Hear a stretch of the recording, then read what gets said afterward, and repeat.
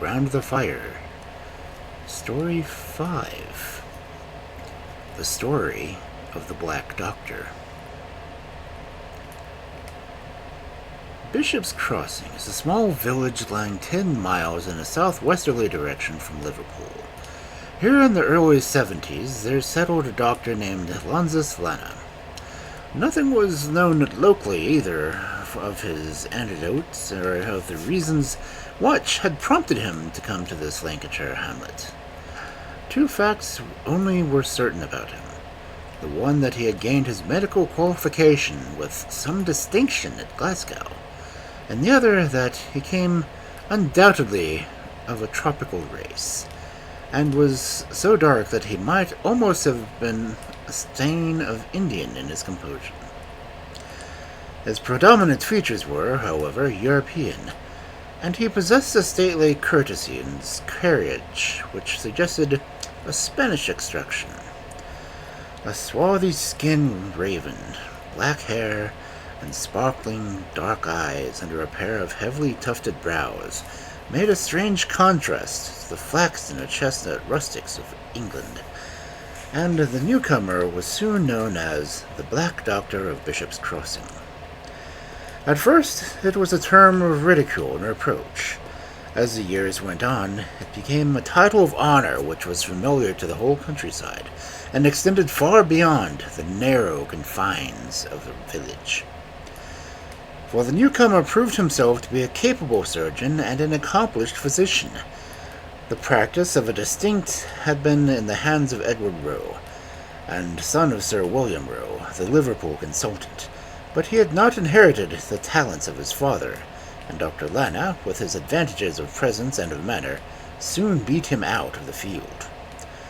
Dr. Lana's social success was rapidly as his professional.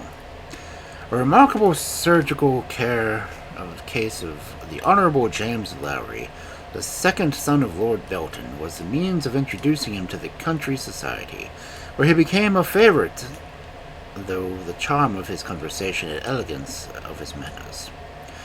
The absence of antecedents and of relatives is sometimes an aid rather than an impediment to social advancement, and the distinguished individuality of this handsome doctor was its own recommendation. His patients had one fault, and one fault only, to find in him. He appeared to be a confirmed bachelor.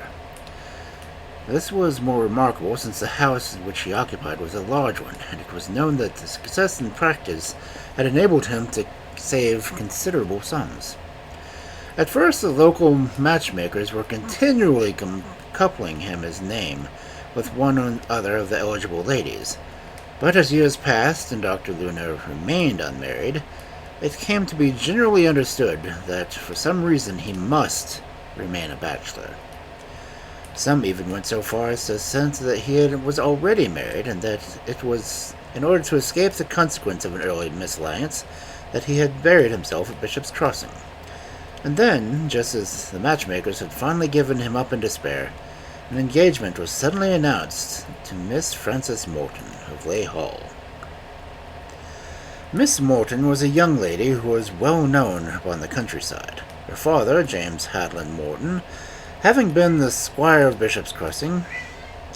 Both her parents were, however, dead, and she lived with her only brother, Arthur Morton, who had inherited the family estate. In person, Miss Morton was tall and stately, and she was famous for her quick, impetuous nature and her strength of character. She met Dr. Lana at a garden party, and a friendship was quickly ripened into love, sprang up between them. Nothing could exceed their devotion to each other. There was some discrepancy in of age, him being 37 and she 24, but save in that one aspect, there was no possible objection to be found with match. The engagement was in February, and it was arranged that the marriage should take place in August. Upon the 3rd of June, Dr. Lana received a letter from abroad. In a small village, the postmaster is also in a position to be the gossip master, and Mr. Blankley of Bishop's Crossing had many of his secrets and his neighbors in his possession. Of this particular letter, he remarked only that it was a curious envelope, that it was in a man's handwriting, and the postscript was Buenos Aires, and the stamp of Argentine Republic. It was the first letter which had been ever known Miss Dr. Lana had to receive from abroad, and this was the reason why his attention was particularly called to it before he handed it to the local postman. It was delivered the evening delivery of that date. Next morning, that is, upon the 4th of June, Dr. Lana called upon Miss Morton, and a long interview followed, from which he was observed to return in a state of great agitation. Miss Morton remained in her room all that day, and her maid found her several times in tears. In the course of a week, it was an open secret to the whole village that the engagement was at an end, that Dr. Lana had behaved shamefully to the young lady, and that Arthur Morton, her brother, was taking of horsewhipping to him. In what particular respect the doctor had behaved badly was unknown. Some surmised one thing and some another, but it was observed and taken as an obvious sign of a guilty conscience that he would go for miles round rather than pass the windows of Leigh Hall, and that he gave up attending morning service at Sundays, where he might have met the young lady. There was an advertisement also in Lancet as to the sale of the practice, which mentioned no names, but which was thought by some to refer to Bishop's Crossing, and to mean that Dr. Lana was thinking of abandoning the scene of his success. Such was the position of affairs when, upon the evening of Monday, June 21st, there came a fresh development which changed what had been a mere village scandal to a tragedy which arrested the attention of the whole nation. Some detail is necessary to cause the facts of that evening to present their full significance. The sole occupants of the doctor's house were his housekeeper, an elderly and most respectable woman named Martha Woods, and a young servant, Mary Pilling. The coachman and the surgery boy slept out. It was the custom of the doctor to sit at night in his study, which was next to surgery in the wing of the house, which was farthest from the servants' quarters. This side of the house had a door of its own and the convenience of patients, so that it was possible for the doctor to admit and receive a visitor without the knowledge of anyone. As a matter of fact, when patients came late, it was quite usual for him to let them in and out by the surgery entrance. The maid and the housekeeper were in the habit of retiring early. On this particular night, Martha Woods went in the doctor's study at 9:30 and found him writing at his desk. She bade him good night, sent for the maid to bed, and then occupied herself until 11:15 in household matters. It was striking 11 upon the hall clock when she went to her own room. She had been there about a quarter of an hour to 20 minutes when she heard a cry or call, which appeared to come from within the house. She waited some time, but it was not repeated. Much alarmed, for the sound was large and urgent, she put on a dressing gown and ran out at her top speed to the doctor's study.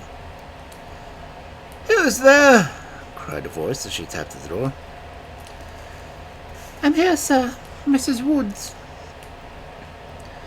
"I beg that you will leave me in peace. Go back to your room this instant," cried the voice, which was, to the best of her belief, that of her master. The tone was so harsh and so unlike her master's usual manner that she was surprised and a bit hurt. "I thought I heard you calling, sir," she explained, but no answer was given to her. Mrs. Woods looked at the clock as she returned to her room, and it was 11:30. At some period between 11 and 12, she could not be positive as to the exact hour, a patient called upon the doctor and was unable to get any reply from him. This late visitor was Miss Manning, the wife of a village grocer, who was dangerously ill of typhoid fever. Dr. Lana had asked her to look in the last thing and let him know how her husband was progressing. She observed the light was burning in the study, but having knocked several times at the surgery door without response, she concluded that the doctor had been called out, and so she returned home. There is a short, winding drive with a lamp at the end of it leading down from the home to the road. As Mrs. Madden, emerging from the gate, a man was coming along the footpath. Thinking that it might be Dr. Lana returning from some professional visit, she waited for him and was surprised to see that it was Mr. Arthur Morton, the young squire. In the light of the lamp, she observed that his manner was excited and that he carried in his hand a heavy hunting crop. He was turning in at the gate when she addressed him. "The doctor's not in, sir," said she. "How do you know that?" he asked harshly. "I've been to the surgery door, sir." "I see a light," said the young squire, looking up the drive. "That is in his study, is it not?" "Yes, sir, but I'm sure that he has gone out." "Well, he must come in again," said young Morton, and passed through the gate while Mrs. Madding went upon her way homeward. At 3 o'clock that morning, her husband suffered a sharp relapse, and she was so alarmed by his symptoms that she determined to call the doctor without delay. As she passed through the gate, she was surprised to see someone lurking among the laurel bushes. It was certainly a man, and to her best of her belief, Mr. Morton Arthur. Preoccupied with her own troubles, she gave no particular attention to the incident and hurried on upon her errand. When she reached the house, she perceived to her surprise that the light was still burning in the study. She therefore tapped on the surgery door. There was no answer. She repeated the knocking several times without effect. It appeared to her to be unlikely that the doctor would either go to bed or go out without turning such a bright light behind. And it struck Mrs. Madding that it was possible that he might have dropped asleep in his chair. She tapped at the study window, therefore, but without result. Then, finding that there was an opening between the curtain and the woodwork, she looked through. The small room was brightly lighted from the large lamp on the center table, which was littered with the doctor's books and instruments. No one was visible, nor did she see anything unusual, except that the further shadow thrown on the table, a dingy white glove, was lying upon the carpet. And then suddenly her eyes became more accustomed to the light. A boot emerged from the other end of the shadow, and she realized, with a thrill of horror, that what she had taken to be a glove was the hand of a man who was prostrate upon the floor. Understanding that something terrible had occurred, she rang at the front door, roused Mrs. Woods, the housekeeper, and the two women made their way into the study, and first dispatched the maidservant to the police station. At the side of the table, away from the window, Dr. Lana was discovered stretched upon his back and quite dead. It was evident that he had been subjected to violence, for one of his eyes was blackened, and there were marks of bruises on his face and neck. A slight thickening and swelling of his features appeared to suggest that the cause of death had been strangulation. He was dressed in his usual professional clothes, but wore cloth slippers and soles of which were perfectly clean. The carpet was marked all over, especially on the side of the door, with traces of dirty boots, which were presumably left by the murderer. It was evident that someone had entered by the surgery door, killed the doctor, and then made his escape unseen. That the assailant was a man was certain, from the size of the footprints and from the nature of the injuries, but beyond that point the police found it very difficult to go. There were no signs of robbery, and the doctor's gold watch was safe in his pocket. He kept a heavy cash box in the room, and this was discovered to be locked, but empty. Mrs. Woods had the impression that a large sum of money was usually kept there, but the doctor had paid a heavy corn bill in cash only that very day, and was conjectured that it was not the robber of the emptiness of the box that was due. One thing in the room was missing, but that one thing suggestive. The portrait of Miss Morton, which had always stood upon the side table, had been taken from its frame and carried off. Mrs. Woods has observed it there when she waited upon her employer that evening, and now it was gone. On the other hand, there was picked up from the floor a green eye patch, which the housekeeper could not remember to have seen before. Such a patch, however, might have been the possession of the doctor, and there was nothing to indicate that it was in any way connected to the crime. Suspicion could only lead in one direction, and Arthur Morton, the young esquire, was immediately arrested. The evidence against him was circumstantial, but damning. He was devoted to his sister, and it was shown that since the rupture between her and Dr. Lana had been heard again and again to express himself in the most vindictive terms towards his former lawyer. He had, as stated, been somewhere about 11 o'clock entering the doctor's drive with a hunting crop in hand. He had then, according to the theory of the police, broken in upon the doctor, whose exclamation of fear or anger had been loud enough to attract the attention of Mrs. Woods. When Mrs. Woods descended, Dr. Lana had made up his mind to talk it over with the visitor, and had therefore sent his housekeeper back to her room. This conversation had lasted a long time and become more and more fiery, and had ended by a personal struggle in which the doctor lost his life. The fact revealed by a post-mortem that his heart was much diseased, an ailment quite unsuspected during his life, would make it possible that death might, in this case, ensue from injuries which would not have been fatal to a healthy man. Arthur Morton then had removed his sister's photograph and had made his way homeward, stepping aside into the laurel bush to avoid Mrs. Madden at the gate. This was the theory of the prosecution, and the case which they presented was a formidable one. On the other hand, there were some strong defenses for the point. Morton was high-spirited and impetuous like his sister, but he was respected and liked by everyone, and his frank and honest nature seemed to be incapable of such a crime.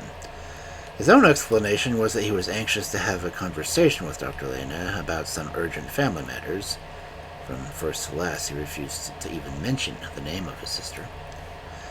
He did not attempt to deny that this conversation would probably have been an unpleasant one. He heard from the patients that the doctor was out, and he therefore waited until about 3 a.m. for his return. But as he had seen nothing of him to that hour, he had given up and had returned home. As to his death, he knew no more about it than the constable who arrested him. He had formerly been an intimate friend of the deceased man, but circumstances which he would prefer not to mention had brought about a change of his sentiments. There were several facts which supported his innocence. It was certain that Dr. Lana was alive and in his study at 11:30 o'clock. Mrs. Woods had prepared to swear that it was his voice that she had heard at that hour. The friends of the prisoner contended that it was possible that, at the time, Dr. Lana was not alone. The sound which had originally attracted the attention of the housekeeper, and her master's unusual impatience that she should leave him in peace, seems to be on that point. If this were so, then it appeared to be probable that he had met his end between the moment when the housekeeper heard his voice and the time when Mrs. Moulding made her first call, and found it impossible to attract his attention. But if this were the time of death, then it was certain that Mr. Arthur Morton could not be guilty, as it was far after this that she had met the young squire at the gate. If this hypothesis were correct, and someone was with Dr. Lana before Mrs. Manning and Mr. Arthur Morton, then who was this someone, and what motives had he for wishing evil to the doctor? It was universally admitted that if the friends of the accused could throw some light upon this, they would have gone a long way towards establishing his innocence. But in the meanwhile, it was open to the public to say, as they did say, that there was no proof that anyone had been there at all except the young squire, while on the other hand, there was ample proof that his motives in going were of a sinister kind. When Mrs. Madden called, the doctor might have retired to his room, or he might, as she thought at the time, have gone out and returned afterwards to find Mr. Arthur Morton waiting for him. Some of the supporters of the accused laid stress upon the fact that the photograph of his sister Frances, which had been removed from the doctor's room, had not been found in her brother's possession. This argument, however, did not count for much, as he had ample time before his arrest to burn it or to destroy it. As for the only positive evidence in the case, the muddy footprints upon the floor, they were so blurred by the softness of the carpet that it was impossible to make any trustworthy deduction from them.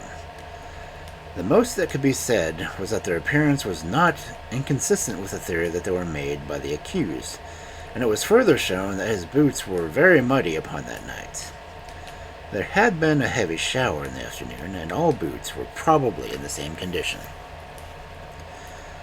Such a bold statement of the singular and romantic interests of events which centered the public attention upon this Lancaster tragedy.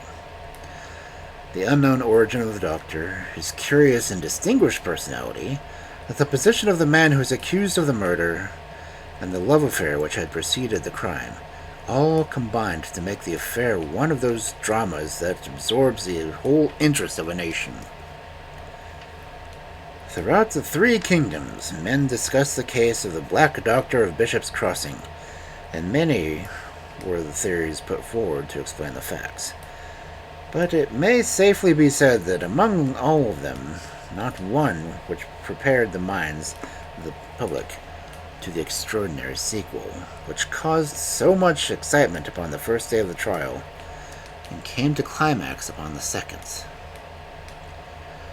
The long files of the Lancaster Weekly with a report of the case lie before me as I write, but I must content myself with a synopsis of the case up to the point which, upon the evening of the first day, the evidence of Miss Frances Morton threw a singular new light upon the case. Mr. Porlock Carr, the counsel for the prosecution, had marshaled his facts with his usual skill, and as the day wore on, it became more and more evident how difficult was the task of Mr. Humphrey, who had been retained for the defense, had before him. Several witnesses were put up to swear for the temperament expressions of the young squire, and had been utter a word about the doctor, and the fiery manner in which he resented the alleged ill treatment of his sister. Mrs. Madden, repeating her evidence as to the visits which had been paid late in the night by the prisoner to the deceased, and it was shown by another witness that the prisoner was aware that the doctor was in the habit of sitting up alone in the isolated wing of his house, and that he had chosen this very late hour to call because he knew that the victim would be at his mercy. A servant of the squire's house was compelled to admit that he had heard his master return about 3 that morning, which corroborated Mrs. Madden's statement that she had seen him among the laurel bushes near the gate upon her occasion of the second visit. The muddy boots and the alleged similarity of the footprints were duly dwelt upon, and it was felt when the case was for the prosecution had been presented, however circumstantial it might be. It was none the less so complete and so convincing that the fate of the prisoner was sealed, unless something quite unexpected should be disclosed by the defense. It was 3 o'clock when the prosecution closed. At 4:30, when the case rose, a new and unlooked-for development had occurred. I extract the incident, or part of it, from the journal which I have already mentioned, omitting the preliminary observations of the counsel. Considerable sensation was caused in the crowded court when the first witness called for the defense proved to be Miss Frances Morton, the sister of the prisoner. Our readers will remember that the young lady had been engaged to Dr. Lena, and that it was his anger over the sudden termination of this engagement which was thought to have driven her brother to the perpetration of this crime. Miss Morton had not, however, been directly implicated in the case in any way, at either the inquest or at the police court proceedings, and her appearance as the leading witness for the defense came as a surprise to the public. Miss Frances Morton, who was a tall and handsome brunette, gave her evidence in the low but clear voice, though it was evident throughout that she was suffering from extreme emotion. She alluded to her engagement to the doctor, touched briefly upon his termination, which was due, she said, to personal matters connected to his family, and surprised the court by asserting that she had always considered her brother's resentments to be unreasonable and intemperate. In answer to a direct question from her counsel, she replied that she did not feel that she had any grievance whatever against Dr. Lana, and that in her opinion he had acted in a perfectly honorable manner. Her brother, on an insufficient knowledge of the facts, had taken another view, and she was compelled to acknowledge that, in spite of her entreaties, he had uttered threats of personal violence against the doctor and had, upon the evening of the tragedy, announced his intention of having it out with him. She had done her best to bring him to a more reasonable frame of mind, but he was very headstrong where his emotions and prejudices were concerned. Up to the point, the young lady's evidence had appeared to make against the prisoner rather than in his favor. The questions of her counsel, however, soon put a different light upon the matter, and disclosed an unexpected line of defense. "Mr. Humphrey, do you believe you're guilty as brother of this crime?" The judge: "I cannot permit that question." Mr. Humphrey: "We are here to decide upon the questions of the fact, not the belief." Mr. Humphrey: "Do you know that your brother is not guilty of the death of Dr. Lana?" Miss Morton: "Yes." Mr. Humphrey: "How do you know it?" Miss Morton: "Because Dr. Lana is not dead."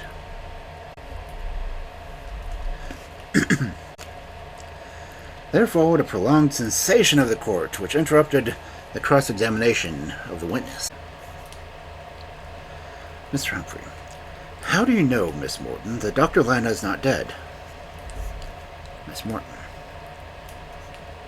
"Because I've received a letter from him since the date of his supposed death." Mr. Humphrey: "How have you received this letter?" Miss Morton: "Yes, but I should prefer not to show it." Mr. Humphrey: "Have you the envelope?" Miss Morton: "Yes, it is here." "What is the postmark?" "Liverpool." "And the date?" "June the 22nd. That being the day after his alleged death, are you prepared to swear to his handwriting, Miss Morton?" "Certainly." "I am prepared to call 6 other witnesses, my lord, to testify that this letter is in the writing of Dr. Lana." Judge: "Then you must call them tomorrow."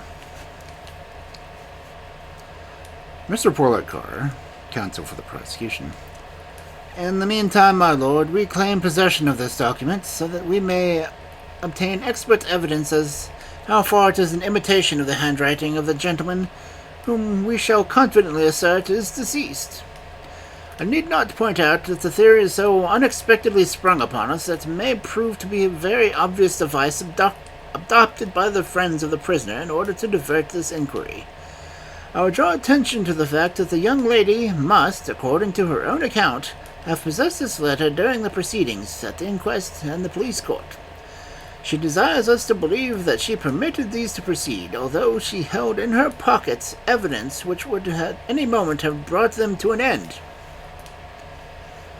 "Can you explain this, Miss Morton?" "Dr. Lana desired his secret to be preserved." "Then why have you now made this present?" "To save my brother." A murmur of sympathy broke out in the court, which was instantly suppressed by the judge.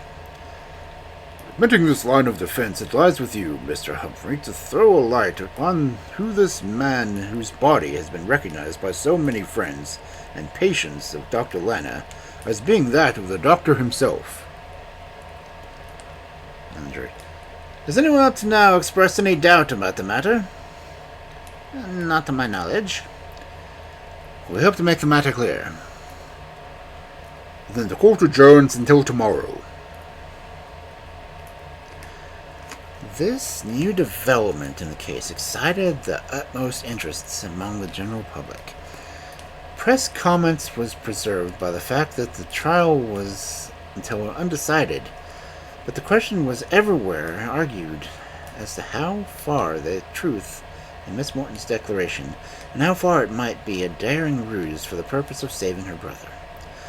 The obvious dilemma was missing the doctor, that there was an extraordinary chance that he was not dead. Then he must be held responsible for the death of this unknown man who resembled him so exactly, and who was found in his study. This letter, which Miss Morton refused to produce, was possibly a confession of guilt, and she might find herself in terrible position of only being able to save her brother from the gallows by the sacrifice of her former lover. The court next morning was crammed to overflowing, and a murmur of excitement passed over it when Mr. Humphrey was observed to enter in a state of emotion which even his trained nerves could not conceal, and to confer with the opposing counsel. A few hurried words which were left a look of amazement upon Mr. Porlock Carr's face, passed between them, and then the counsel for the defense, addressing the judge, announced that, with the consent of the prosecution, the young lady who had given evidence upon the sitting would not be recalled. But you appear, Mr. Humphrey, to have left matters in a very unsatisfactory state. Perhaps, my lord, my next witness may clear them up. Then call your next witness. I call Dr. Lanzaslana. The learned counsel has made many telling remarks in this day, but it was certainly never produced in such a sensation with so short a sentence.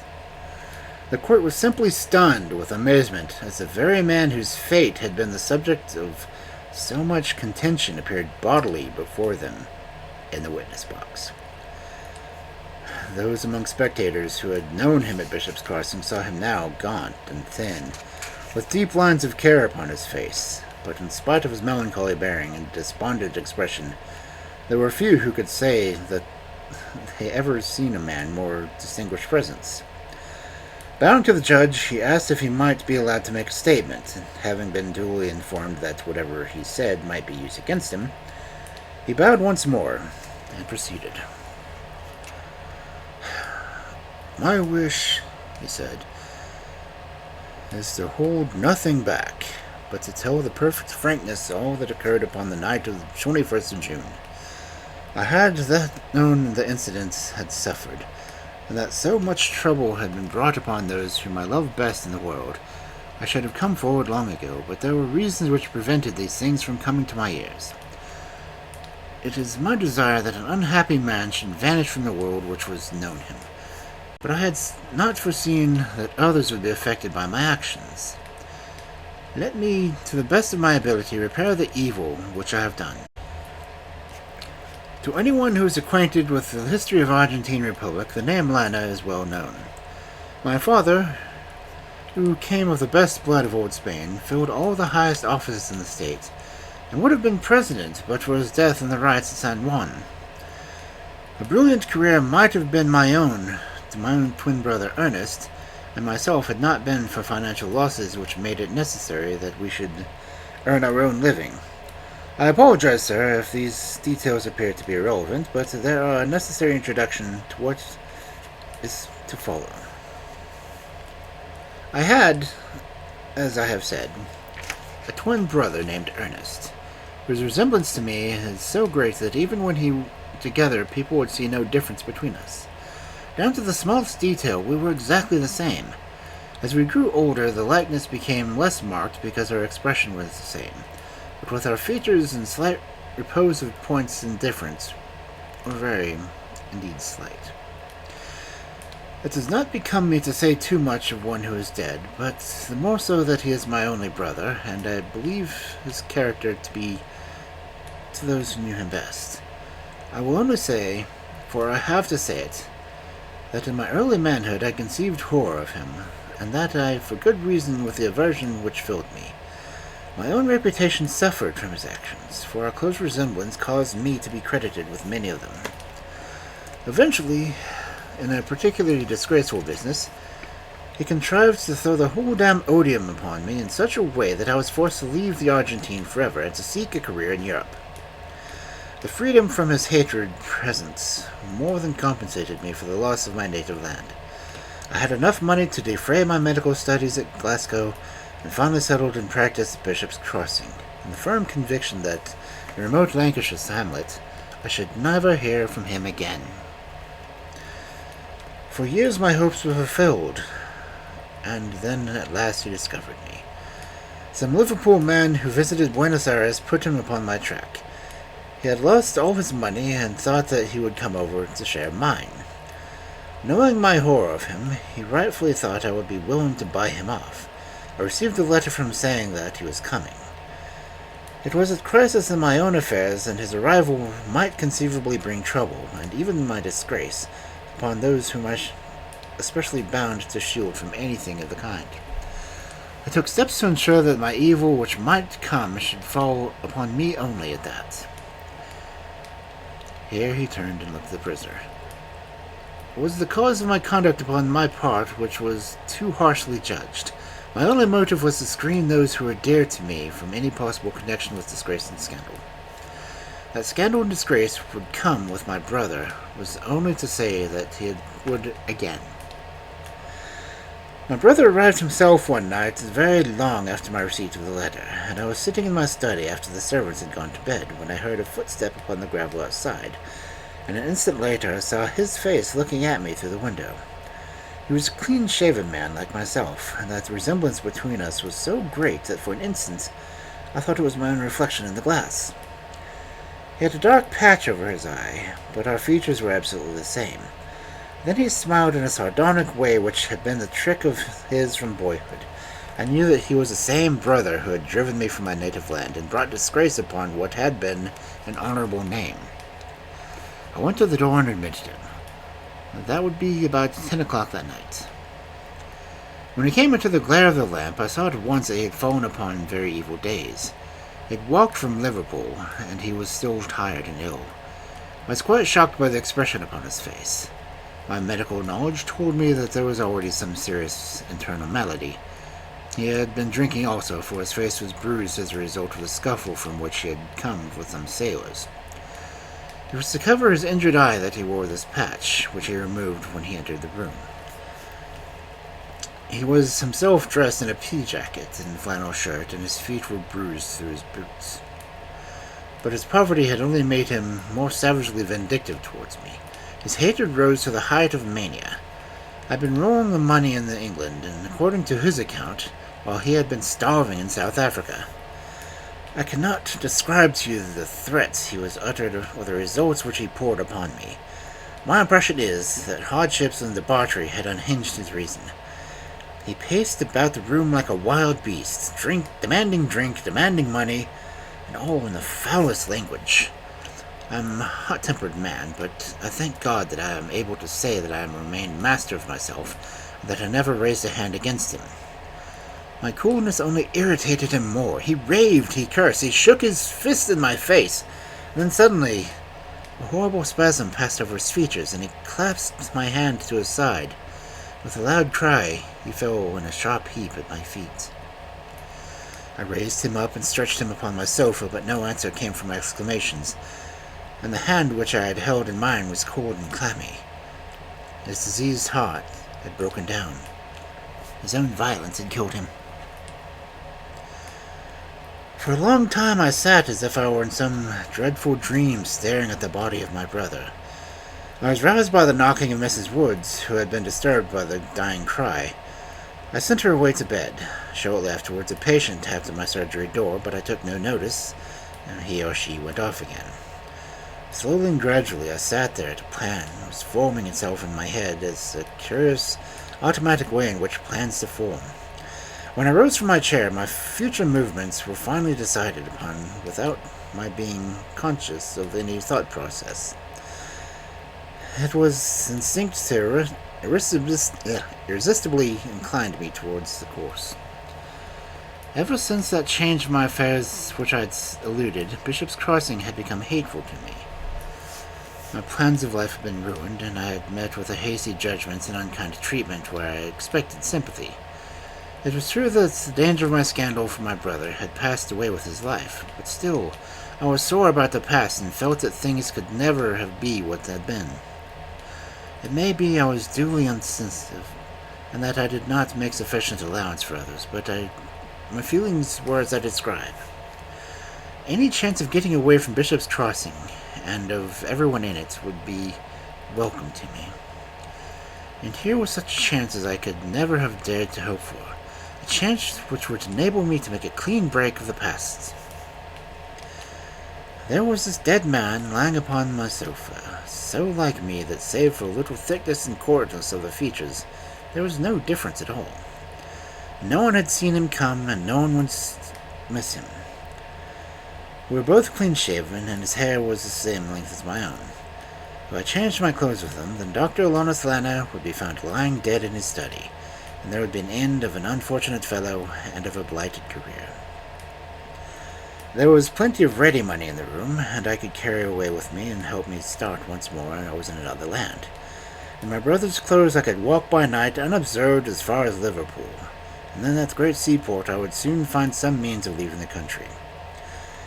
After my lost hopes, an humbled existence where I was unknown was far preferable to the estimation of practice, however successful in Bishop's Crossing, where any moment I might come face to face with those whom I should wish, if it were possible, to forget. I determined to effect the chase. And I did so. I will not go into particulars, for the recollection is painful as the experience, but an hour my brother lay, dressed down to the smallest detail in my clothes, while I slunk out by the surgery door. And taking the back path which led across some fields, I started off to make my best of the way to Liverpool, where I arrived the same night. My bag of money and my certain portrait were all I carried out of the house, and I left behind me in a hurry the shade which my brother had been wearing over his eye. Everything else of his I took with me. I give you my word, sir, that never one instant did the idea occur to me that the people might think that I had been murdered, nor did I imagine that anyone might be caused serious danger by the stratagem by which I endeavored to gain a fresh world in the start. On the contrary, it was the thought of relieving others of the burden of my presence which was always utmost in my mind. A sailing vessel was leaving Liverpool for that very day to Corunna, and in this I took my passage, thinking that my voyage would give me time to recover my balance, and to consider my future. But before I left, my resolution had softened. I bethought me of that one person in the world to whom I would not cause an hour of sadness. She would mourn for me in her heart, however harsh and unsympathetic her relatives might be. She understood and appreciated the motives upon which I acted, and if the rest of her family condemned me, she, at least, would not forget. And so I sent her a note under the seal of secrecy to give her baseless grief. If under the pressure of events she broke that seal, she has my entire sympathy and forgiveness. It was only last night that I returned to England, and during all that time I have heard nothing of the sensation which my supposed death had caused, nor of the accusation that Mr. Arthur Morton had been concerned with. It was late evening in the paper that I read the account of the proceedings of yesterday, and I have come this morning as fast as an express train could bring me to testify to the truth. Such was a remarkable statement of Dr. Alonus Lana, which was brought to the trial to the sudden termination. The subsequent investigation corroborated it to find the extending of the vessel in which his brother Lana had come over from South America. The ship's doctor was able to testify that he had complained of a weak heart during the voyage, and that his symptoms were consistent with such a death as described. As to Dr. Alonus Lana, he returned to the village from which he had made his dramatic disappearance, and a complete reconciliation was effected between him and the young squire, the latter having acknowledged that he had entirely misunderstood the other's motives in withdrawing from the engagements. That another reconciliation followed may be judged from the notice extracted from a prominent column in the Morning Post. The marriage was solemnized on September 19th by the Reverend Stephen Johnson at the parish church of Bishop's Crossing between Alonsus Xavier Lana, son of Don Alfredo Lana, formerly foreign minister of the Argentine Republic, and Frances Morton, only daughter of the late James Morton, J.P., of Lay Hall, Bishop's Crossing, Lancashire.